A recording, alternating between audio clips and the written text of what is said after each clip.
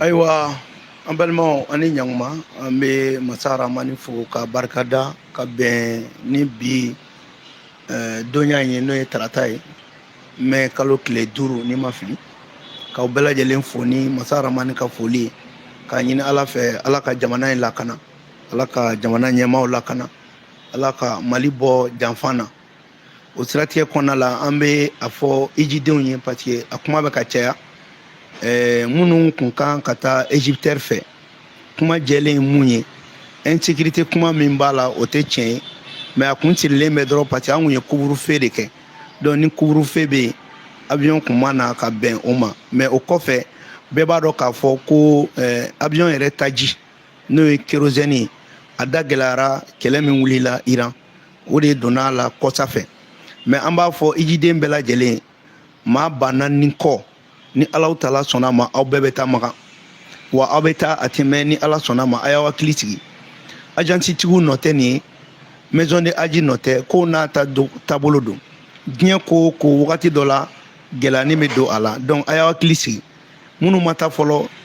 bɛɛ bɛ se Makan ni Alahu Taala sɔnna ma en tout cas mɔgɔ mɔgɔ ka billet tigɛra maa ba naani ni kɔ a bɛɛ bɛ se minnu yɛrɛ sera an bɛ dugawu k'u ye k'u ka dugawu kɛ jamana ye Ala ka taa ni ka segin nɔgɔya bɛɛ lajɛlen Ala ka iji nɔgɔya bɛɛ lajɛlen nin b'a jira k'a fɔ ko Mali ye silamɛ jamana de ye nin b'a jira k'a fɔ ko kɛlɛ min bɛ Mali la ko diinɛ ko kɛlɛ tɛ mais kafiri dɔw de b'u ka kafiriya la mais diinɛ ko tɛ sinon jamana min kɔnɔ ni maa ba naani bɛ taga iji la o dun ye dɔrɔn agenti dɔw de faralen ɲɔgɔn kan o t'a bɛɛ ye donc an b'a fɔ bɛɛ ɲɛna bɛɛ k'i hakili sigi Ejiden bɛɛ ka hakili sigi jamana ɲɛmaaw u bɛ wulikajɔ la u ni agenti tigiw bɛ wulikajɔ la a kana kɛ n'a fɔ agence dɔ nɔ ye nin ye ayi nin tɛ agence nɔ ye nin ye ko n'a cogoya ye donc an bɛ bɛɛ lajɛlen fo ka bɛɛ ni hakili yira ɲɔgɔn na n'Ala sɔnna ma tali bɛ kɛ ka ɲa seginni bɛ kɛ ka ɲa donc o tɛmɛnen kɔ ka bɔ yen an ka bi sigi bɛ an ka jamana ɲɛmaa n'o ye général d'armée Asimi Goyita ye décret dɔ taara n'o ye ŋaniya dɔ ye n'o ye gafe talen ka ale kɛ an ka ministre de la défense ye an ka chef d'état-major n'o ye général d'armée Umar Jara ye k'ale kɛ ministre délégué n'a bɛ f'o ma ministre min bɛ da jamanakuntigi kan n'a bɛ fɛ ka nin faamuya dɔrɔn o kɔrɔ ye ko jamanakuntigi yɛrɛ de ye kɛlɛ ɲɛmɔgɔya ta ministre de la défense kɔrɔ de ye ko kɛlɛ ɲɛmɔgɔ donc jamana yɛrɛ kuntigi ko ale yɛrɛ bɛ kɛlɛ ɲɛmɔgɔya ta ni ma hakili jigin Bitɔn Kulubali la ni ma hakili jigin masa caman na a ye masa o masa dɔ ko wuraw don k'u ye maraw kɛ o bɛɛ tun bɛ kɛlɛ ɲɛmɔgɔya de ta komi anw de nana ka na tubabuw ka jamana dilancogo ka baara kɛ n'o ye o de la mɔgɔ t'a faamu mais nin kɛra diɲɛ dugu caman na a ma fɔlɔ Mali la a tɛ laban Mali fɛnɛ la mais Asimi Goyita ka kɛlɛ ɲɛmɔgɔya fɛnɛ ta a ka kan ɲɛfɔli ka kɛ mɔgɔw ye o k'a faamuya an ɲɛ bɛ mɔgɔ caman na u bɛ ka bɔ ko nin kɔrɔ de ye ko fanga de ka d'a ye ko nin kɔrɔ de ye k'a bɛ fɛ ka fanga bɛɛ gɛrɛ a yɛrɛ la an b'a fɔ maliyɛnw ɲɛna o kuma sigilen tɛ kala kan o kuma ye kuma fu de ye sabula jamanakuntigi yɛrɛ ko Sadio ntanyana mais ni Ala sɔnna ma dimi min donna Mali la Sadio ko la a b'a dimi bɔ n'ale yɛrɛ y'i jɔ Sadio jɔyɔrɔ la ne hakili la kumakan ani waleya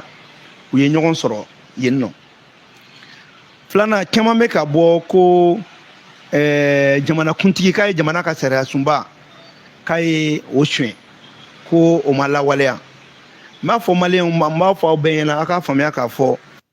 jamana yɛrɛ ka jamanaya sigilen bɛ fɛn min na a bɛ fɔ o de ma ko raison d'état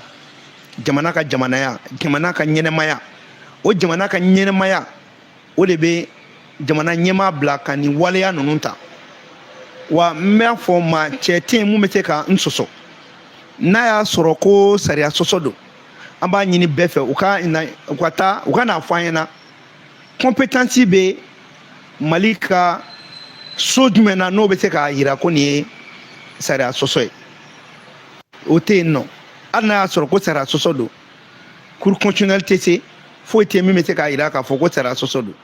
mais n b'a fɔ an ɲɛna dɔrɔn nin ko in a bɛ bila jamana ka jamanaya de kɔnɔ jamana ka yɛrɛya kɔnɔ jamana ka fɛngɛ kɔnɔ n'a bɛ fɔ o ma ko raison d'état donc o hukumu kɔnɔna la minnu ka kalan ma taa yɔrɔ jan n'u bɛ fɛ ka don maliyɛnw n'u hakili cɛ ko jamana ka constitution de violer la non nin tɛ constitution violelen constitution b'a nɔ la mais jamana ka jamanaya sirilen bɛ nin de la o siratigɛ kɔnɔna la fɛnɛ n b'a yira o la ko in kɛra hakilina dɔ de kama fo de ka ɲɛfɔ maliyɛn bɛɛ lajɛlen ɲɛna n'i ye jateminɛ kɛ nin ye ka pouvoir militaire n'o ye sarasu fanga ye k'a ni politiki min bɛ ka jamana mara k'u fila kɛ bara kelen kɔnɔ maintenant ka fara o kan chef d'état-major min bɛ yen n'ale tun bɛ armée kunna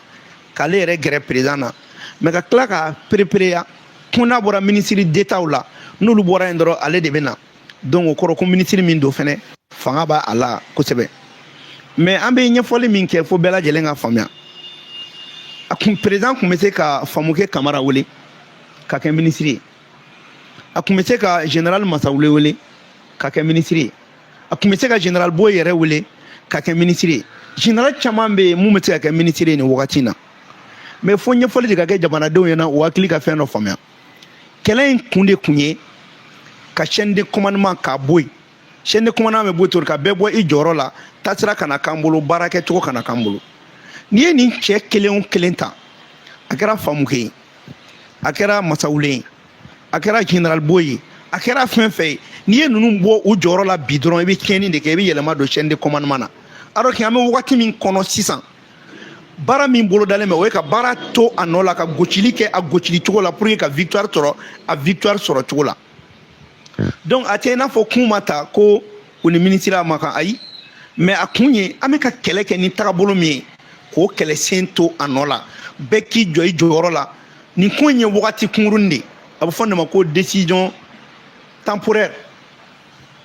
ni an ye nin an bɛ wagati gɛlɛn min kɔnɔ nin ye n'an kan ka Kidali tɔ bɛɛ récupérer ka jamana bɛɛ récupérer surtout gɛlɛyaba min b'an kan n'an bɔra nin gɛlɛyaba kɔnɔ n'an ye nin kɛlɛ jɔnjɔn ta président bɛ nin décision lasegin a nɔ la mais an bɛ yɔrɔ min na a dabɔ kun ye bɛɛ ka to i jɔyɔrɔ la o ye fɔlɔ ye filanan a dabɔ kun fɛnɛ décision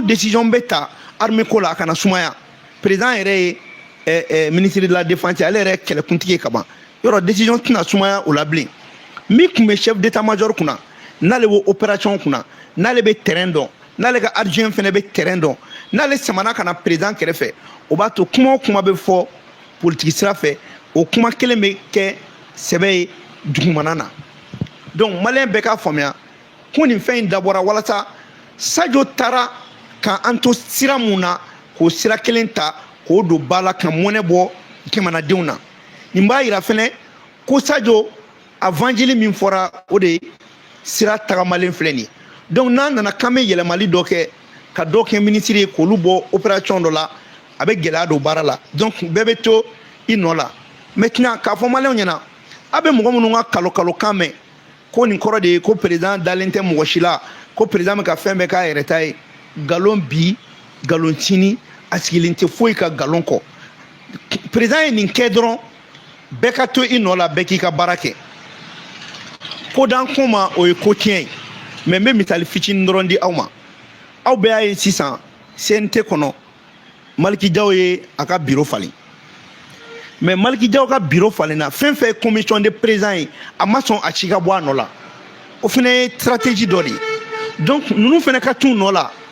ka nin baara in kɛ a dabɔlen don baara dɔ de jɛlenya kama fo bɛɛ ka o faamuya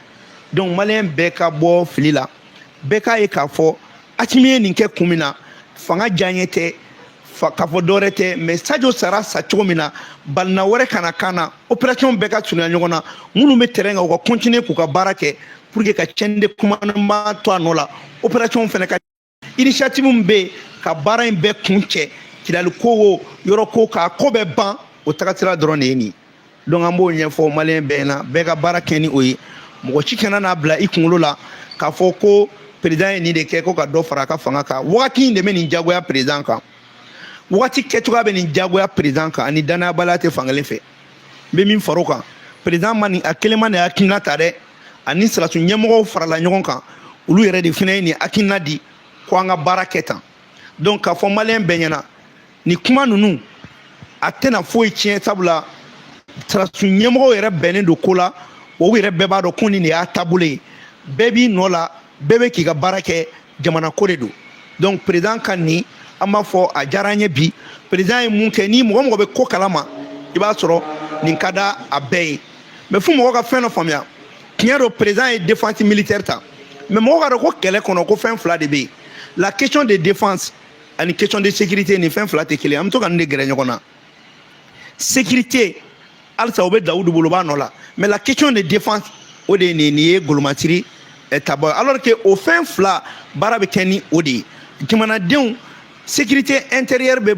kɛ cogo minnu na jamanadenw kan ka lakana cogo min na à l'intérieur min ni champ d'opération tɛ kelen o de bɛ sécurité bolo donc nin bɛna o tɔ renforcer nin na fɛnɛ f'a k'a faamuya même la sécurité d'État ale ka baara caman ɲɛsinnen bɛ à l'interne minnu bɛ yuruguyurugu kɛ ani minnu bɛ ko wɛrɛw kɛ k'o baaraw kɛ k'o renseignements ta mais à l'externe baara bɛna k'o de kan i n'a fɔ n y'a fɔ cogo min na n ka kuma na donc maliyɛn bɛɛ ka kuma bɛɛ ka hakili sigi u kana na maa minnu ma deli ka kɛ fanga in fɛ olu de ka kuma bɛ ni ko ko bɔra u b'o la gosi dɔw yɛrɛ b'a fɔ a tun kɛra vice président ye a ye coup d'état kɛ tan a y'a kɛ tan a y'a kɛ tan o bɛɛ y'u kungo de ye anw bɛ fɛ bi o y'an ka jamana bɛ se ka se sɔrɔ cogo min na donc n bɛ segin a kan ani sariya sɔsɔ u ti ɲɔgɔn ye sira la constitution ma suɲɛ constitution ma kɔn sabula sariya sunba yɛrɛ bɛ jamana ka jamanaya de ko fɔ wa ni hakilina bɛ tali kɛ jamana ka jamanaya de kan n'a bɛ fɔ o ma ko raison d'état kun min na yɛrɛ jamana bɛ yen donc ani nin ko ninnu ci tɛ ɲɔgɔn ye sira la n'i y'a ye an bɛ nin kuma fɔ a kun ye halisa ka kibaruya jɛlen di jamanadenw ma jamanadenw ka se ka faamuyali kɛ walasa maa kana don u n'u hakiliw cɛ maa kana na nkalon tigɛ u ɲɛ donc o de kun ye nin ye bamanankan na hakili la an bɛ se ka dɔɔnin fɔ a nanzarakan na pour que minnu fana bɛ nanzarakan mɛn n'olu bɛ an ka état de AES kɔnɔna la n'u bɛ Burkina n'u bɛ Niger n'u bɛ fan wɛrɛ fɛ ani panafricain minnu caman bɛ yen n'u tɛ tubabukan mɛn ka essayer ka a ɲɛfu bɛɛ ɲɛna donc n ye nin kuma min fɔ n bɛ a tubabukan fɔ bɛɛ lajɛlen ɲɛna pour que bɛɛ ka faamuya donc o siratigɛ kɔnɔna la an b'a fɔ bɛɛ ɲɛna an bɛna fɔ nanzarakan na c'est pour vous dire que pour mieux comprendre la nomination du président de la transition, ministre de la Défense et du chef d'état-major général, ministre délégué de la transition. Le président de la transition est considéré ici comme le chef de guerre et le chef d'état-major est le ministre délégué. Ces décisions ne relèvent ni du symbole ni de la circonstance. Elles actent une mutation stratégique de l'État. Donc le commandement militaire n'est plus périphérique, il est intégré au cœur même de l'exécutif politique. Donc, en temps de guerre, la dispersion est une faiblesse et l'unité de commandement devient une nécessité vitale. Et donc, en ce sens, vous comprenez que cette décision du président d'être le ministre de la Défense n'est liée à aucune mention de la Constitution. Elle fait appel aux raisons d'État. Les raisons d'État l'exigent et le moment exige. Donc parler d'une violation de la Constitution, c'est un faux débat. Donc ce dispositif est exceptionnel et est assumé, encadré. Il ne substitue pas le militaire au politique. Il les fusionne dans une logique d'efficacité au service d'une stratégie globale où la victoire ne sera ni uniquement militaire, ni uniquement politique, mais totale. Alors, en cela, il faudrait comprendre l'objectif de cette architecture de puissance. L'objectif de ce premier point, c'est unifier le commandement. C'est décider vite, frapper juste, supprimer les délais qui coûtent des vies, instaurer une cohérence stratégique immédiate, sans rupture entre décision et exécution. Ça permet également d'aligner le politique et le militaire. Il s'agit de transformer l'intention en action, accroître la puissance opérationnelle, intensifier les opérations et reprendre l'initiative sur les zones stratégiques imposer un avantage psychologique durable. Le troisième pilier, ça c'est la mobilisation pour la souveraineté. Il s'agit de rassembler la nation autour d'un cap clair, renforcer la légitimité interne par l'action, opposer à l'urgence une réponse ferme, lisible et efficace. Donc ce choix est un choix de guerre, donc un choix de responsabilité. Et en temps de guerre, seul compte une chose, la capacité de l'État à vaincre. Donc pour dire tout simplement que ce choix permet non seulement de maintenir la chaîne de commandement, permet à l'État de maintenir certaines dynamiques pour récupérer les zones pour renforcer, et permet aussi de maintenir la cohésion entre les forces armées et de sécurité. Et donc, ce n'est ni une violation, c'est le cap du moment, c'est ce qu'il faut, et voilà, ça respecte à cette règle-là. Et il faut comprendre que c'est un dispositif temporaire pour pouvoir régler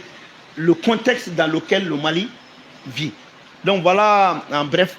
la traduction en français pour nos confrères du Niger, du Burkina et les panafricains. Voilà, merci.